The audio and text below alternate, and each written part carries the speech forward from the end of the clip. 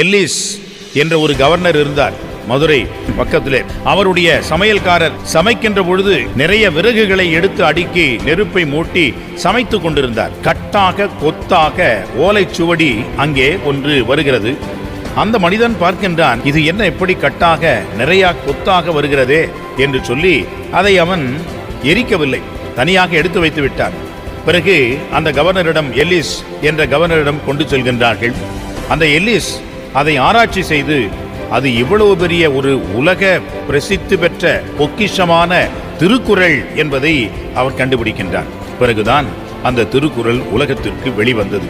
கிறிஸ்துவ மிஷனரிகள் என்ன கிழித்தார்கள் என்று சொல்கின்றார்களே, வாய் கிழிய பேசுகிறார்களே, வெட்கப்பட வேண்டும், அவர்கள் தலை குனிய வேண்டும்.